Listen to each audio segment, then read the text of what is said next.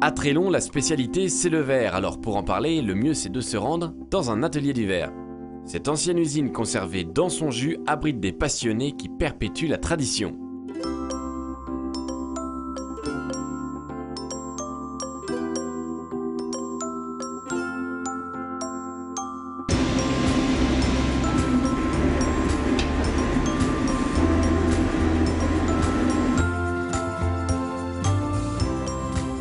Jean-Baptiste Pinel travaille devant des fours à plus de 1400 degrés.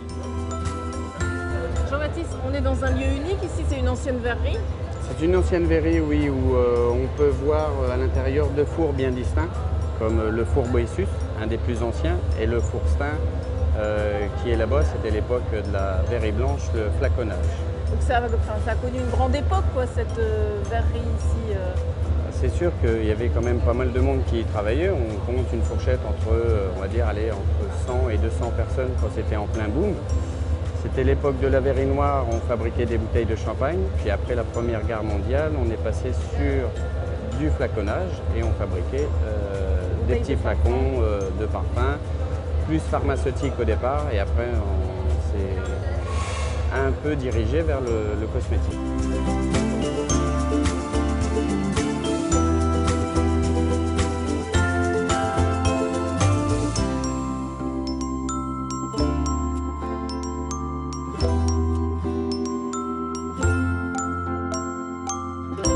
Du jour au lendemain, ça ferme parce qu'il n'y a pas eu d'évolution technique, technologique, c'est ça aussi? Disons que c'est vrai que ça a fermé du jour au lendemain pour des raisons, je pense, financières, parce qu'il aurait fallu refaire les fours entièrement et quelque part se moderniser, parce que maintenant, quand on voit toutes les grandes verreries en France ou dans le monde entier, tout est automatisé. Donc là, il n'y a pratiquement plus besoin de l'homme pour pouvoir travailler le verre, c'est les machines qui font tout. Et là, vous pouvez regarder ici, on est dans l'espace démonstration pour vous montrer comment on travaille le verre.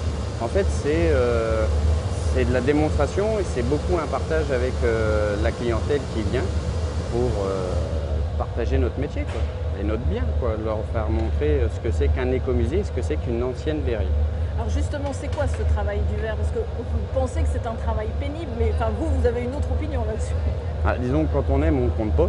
Voilà. C'est vrai que ça peut être pénible à cause des grosses chaleurs dehors. Quand il fait 30 degrés à l'extérieur, on peut facilement monter à 35-40 ici dans l'atelier. Et c'est pas pour ça que ça nous gêne de travailler. Comme je vous dis, quand on aime, on ne compte pas. Et le travail du verre en lui-même, c'est travailler le verre à 1120 degrés et en faire ce qu'on en veut. Un bon verrier, pour faire un bon verrier, il faut combien de temps? Les anciens disent qu'il faut à peu près 10 ans.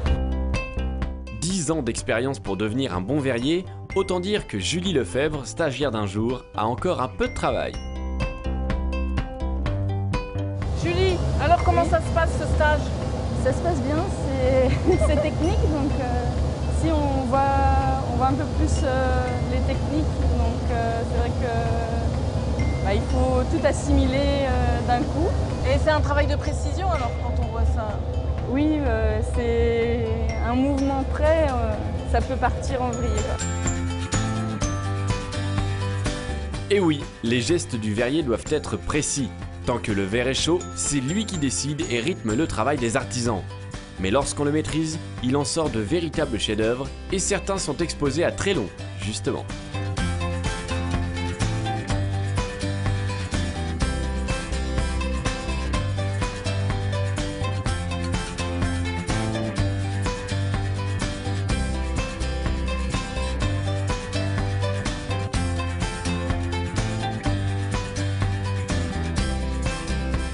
En plus, là, en faisant le mouvement, ça fait une forme asymétrique qui est très jolie. C'était pas volontaire, mais voilà. Au final, c'est beau. Au final, c'est beau. Vous êtes contente alors là? Oui. Ouais. Et avant de terminer l'émission, jetons un coup d'œil sur les pronostics PMU du jour.